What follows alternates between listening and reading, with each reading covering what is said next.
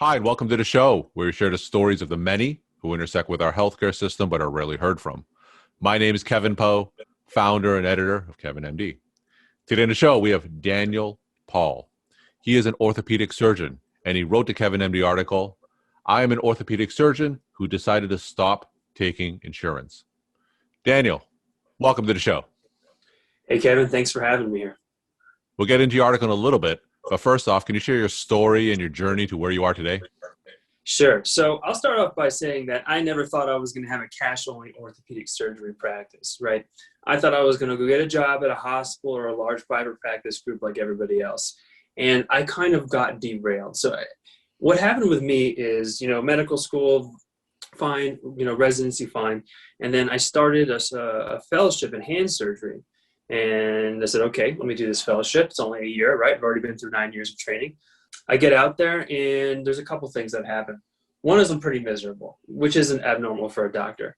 So it really wasn't what I thought it was going to be. So that was going on, number one. Number two is I'm looking for a job, and my wife's from Colorado Springs. And I told her we'd move back here, or at least somewhere in Colorado, and I can't find a freaking job. I mean, these jobs here, it's either, they want to lowball you or they want to you to take call for their entire practice like 24/7.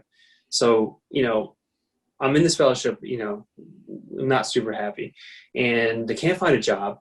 And then it's kind of creates this existential crisis. And then I have my own family crisis as well. And I'm kind of like, well, what am I doing? Like, what am I doing? You go on this journey thinking, well, there's a light at the end of the tunnel, light at the end of the tunnel. You keep your head down year after year. And then all of a sudden you realize, oh my God, there's no light at the end of the tunnel. It's just a series of tunnels. That light is just the light between one tunnel and the next tunnel. Mm-hmm. And it was this kind of whole existential crisis, like I said, combined with a family emergency. And I decided, screw it. I'm just going to roll the dice and go for it. So quit my fellowship, broke my lease, moved out to Colorado. And I said, I don't really know what this is going to look like for orthopedic surgery. I don't know anybody else who's doing it. I've got a friend who started a house call business as an internal medicine doctor, essentially, down in Florida. And I'm like, not only is he happier than anybody I know, he's doing better financially. So I think there's something there. And I just kind of need to figure it out. And that's kind of the origin story. And look, when I started, I had no idea what I'm doing. Here I am, orthopedic doctor, does house calls. Who does that? Nobody. I guess me now. And it's, I didn't know what to do. So, I got my bag, my suit. I go to a hotel, and I'm like, this will make sense. Let me go to hotels. That'll work. And it's like, they just wanted me to leave. They could care less. Mm-hmm. I was like, okay, scratch that. Let me try CrossFit. I'm like, they get hurt all the time. So I go to CrossFit gyms, and they're pretty receptive. But then I realized that CrossFit people never want to go see the doctor, because what I'm going to do is tell them they can't do CrossFit anymore. And they don't like that. So it was kind of just feeling my way in the dark until getting things established. And it's been about 2 years now. And it's been growing quite nicely to the fact where, I do surgeries. I'm probably about 50% house calls now, have an office. And the model in its core is not taking insurance. It's only cash. And the reason for that is not because I love money. That's really not what it is. It's more hatred of insurance. Mm-hmm. If I take insurance, I got to hire 5 people full time. And then I need more office space, drives the overhead up to the moon, not to mention your EMR, which every doctor hates because it's not meant for note taking, it's meant for billing. And then you end up you have to see a lot more people and end up spending less time. And, I'm sure you talk to docs all the time, miserable in this system because it doesn't allow you to establish a relationship with the patient. And I think that's like the core of medicine. So I just removed all that. I mean, to me, they're parasites. They're gone. No hospital administration, no insurance companies telling me what to do, me and the patient. And to me, it's much better. Mm-hmm. I mean, so that's kind of the core of the business and the story of how I got there. So you're in the midst of your hand fellowship as an orthopedic surgeon, and you decided to quit and do what you're doing now. So what was the reaction of your peers when you made the decision? Well, with anything new, there's not, people aren't going to be super supportive, especially in a conservative community.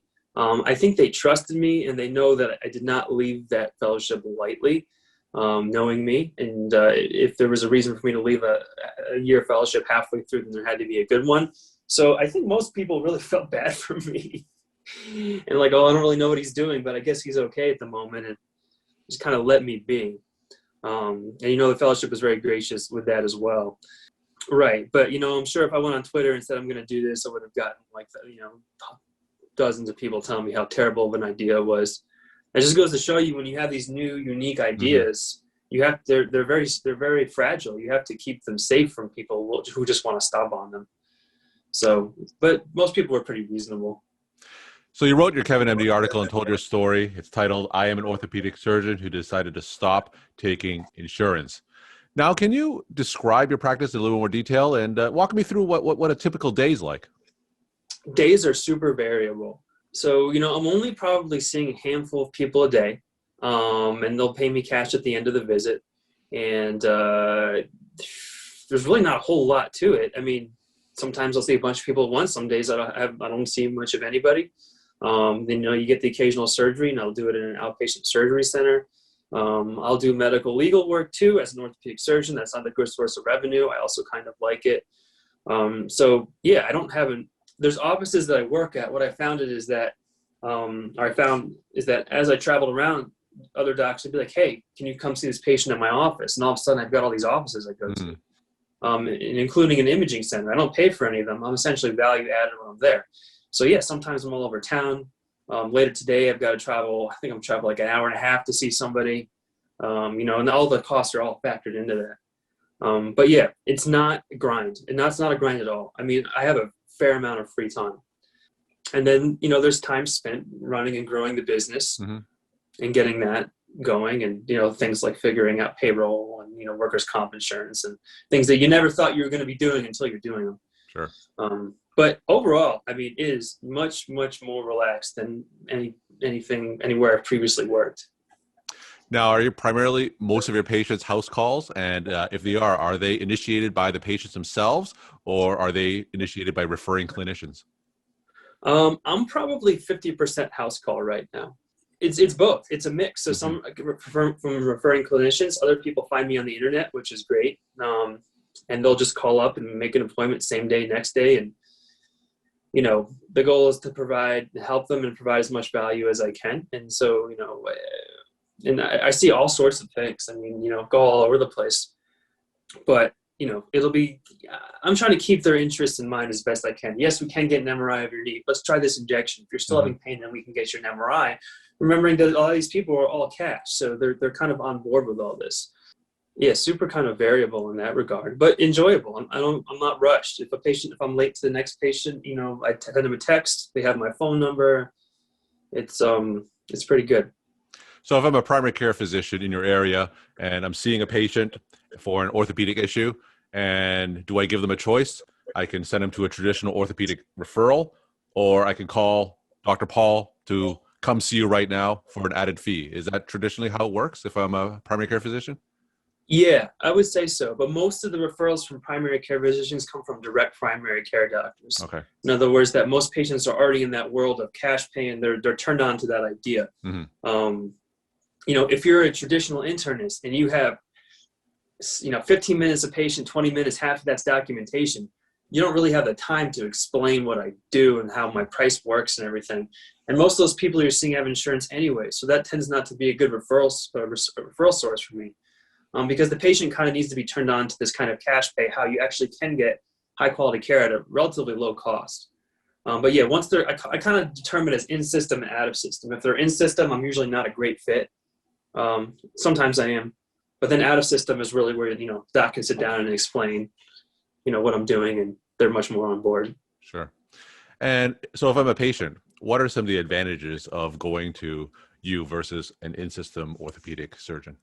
Gotcha. Well, first is time, right? Okay. So I can see you same day, next day, whether that's suturing, casting, splinting, or steroid injection or whatnot. You make an appointment at the busy orthopedic practice. It could take you a month or two. You go there, wait for 2 hours, and then you end up seeing the PA anyways. Now, some PAs can be really good, but if you waited 2 months and 2 hours in the office to see somebody, you generally want it to be the doctor. And the time you're going to get with me is much longer. And communication is one of the core of my business. So that's extremely important to me. So everybody has my phone number, and I encourage them to call and text me, and they do. And so it's relationship-based practice. And if you experience that with a direct primary care doctor or a doctor, moving their schedule around to spend more time, usually it's a much better experience in that regard. But doctors in the system are certainly talented. It's not about the doctor. It's about the business model of delivery. And I just think the one where you spend more time and you cut out all the parasites provides higher quality care, which people tend to like better for the doctor and the patient. And in general, what's your relationship with your other orthopedic peers in your area? It's mostly zero. If I ever have a question about something orthopedic related medically, I usually ask that to one of my, people in residency, one of my attendings in residency. But no, I mean, I'm in a very competitive area, and there's a high rate of narcissism and arrogance in my specialty, which I can't stand. So I generally try to avoid them as much as I can. Do they see you as a threat? I don't know how they see me. I mean, maybe I'm just sort of an anomaly. We're not really even in the same sort of market. So, they probably, I have no idea. They might or they might not. I'm not too interested, what they really think about me. I know a lot of these guys are super nice, but, I've met some of the nastiest people I've ever met while, in training. So they're mixed. So I stay away. And as far as you know, are you running this type of orthopedic practice? Are there any models like this across the country? I don't think so. If there are, I'd like to learn about them, to bounce ideas off each other. But as far as this type of practice for orthopedic surgery, I don't think there are. I've met some docs who kind of dabble and do both. I mean, but I'm completely detached from any sort of insurance, no Medicare, no Medicaid, no TRICARE, no regular insurance or anything. I think some docs are kind of partially out, but not completely. And you have enough base of patients who are interested in a direct care model to keep your schedule full? Yeah, well, I wouldn't say keep the schedule full all the time, but it definitely is sustainable because you got to remember the overhead is so ridiculously low. Even your EMR is low. So you don't have office space. My staff is just me and my wife. So, we can certainly turtle up if, we don't get anything for a couple of days. Sure. So I'm not having these massive, massive payments of things. So it's a very durable, very minimalist, durable business model. So you can kind of shrink down in a second and be okay if, times get tough. We're talking to Daniel Paull. He's an orthopedic surgeon, and he wrote the Kevin MD article, "I am an orthopedic surgeon who decided to stop taking insurance." Daniel, what kind of resources did you turn to help build this model, especially if it's something that really hasn't been done anywhere else? I loosely based it off of what my colleague did down in Florida. And then there was a lot of trial and error. You meet with direct primary care docs, take a little bit from what they do. I've been educating myself a lot, just reading general business books, which I think I don't have an MBA. I don't really want one, but you can get a lot out of, a library card and just kind of generally formulating your ideas. And it's a lot of going with your gut, just hoping things work and then failing forward. And if things don't work, hopefully you don't sink yourself and you can pivot and by trial and error, kind of figuring this all out. I don't know of a better way to do it. And for other medical specialists who may be interested in a direct care model, what are some of the lessons that you've learned along the way that you obviously wouldn't do if you were to do this again? If it's a specialist, you're going to have to kind of figure out what works for your specialty. And there is usually always a way to do it. It's just a matter of using your creativity and ability to take risks. Two things of which get stamped out in medical education, by the way. They don't like either of those things. So you need to harness those, knowing that you're not going to make money for a while and that you'll essentially be poor and kind of plan for it. But, if you're creative enough and you're stubborn enough, which we all are, of course, you can find a way to make it work. You just might not know what it looks like, or it may look different than what you think it may initially look like. Now, how long was your proverbial startup phase? You said that people who go into direct care, start off proverbially poor, but then it becomes sustainable. How long was that ramp up phase before it became sustainable? Let me think. So I cut my personal costs a lot, with my wife working. So we were able to get by on not working. But I think it took a couple months of just kind of getting the business set up. And then I started, and I think it was 8 months until it was profitable, with paying myself here and there. That's what it looked like for me. Now, granted, the overhead's not super high. So, it's like a low overhead, low volume game instead of your standard, leveraging yourself up to the gills, taking out millions of dollars off these huge practices and hiring an army of people, because then if that doesn't work, then you really got problems. But I didn't need a ton of startup capital. I think it was only like $7,000, something like that. Now you're in Colorado, which is obviously a high ski area. I'm sure that you have a lot of orthopedic cases. Do you see your model being able to be replicated across the country? Yeah, I do. I think, I do see a fair amount of cash, and it takes different time to build, and that'll look different depending on where you go. But there's two other aspects of it. One is, there's kind of like a medical lien thing. So people who are involved in car accidents, like medical liens, I can also hold because that's essentially cash. And then the other one, the one I'm trying to get going, is employer-based as a musculoskeletal cost containment service. And I think that as employers hit these high pain points with these crazy high premiums, they're going to start looking for other options. So I think there's a way to make it work in most any area. It's just going to look slightly different. And my final question, what's your take-home message you want to leave with the Kevin MD audience? I think the take-home message is that, if you have thoughts of doing these things, that there is a way out, of your practice that you don't enjoy. It's just going to take some risk, and just know that you may not have money for a while. But if you're stubborn enough and you're creative enough, you can usually get it to work. And you know what? Even when you start in that initial phase and you're poor or you're not making any money, you'll be much happier than you probably ever were in system. So you get that immediate reward. And how can people reach you? The best way to reach me is if you go to my website at www.easyorthopedics.com. I have a contact form, and it goes right to me. You just submit it, and I'll be happy to, respond. Or I have Twitter, EasyOrtho1. I'm on that a fair amount as well. Daniel, thank you so much for sharing your story, time, and insight. And thanks again for being on the show. Thanks again, Kevin.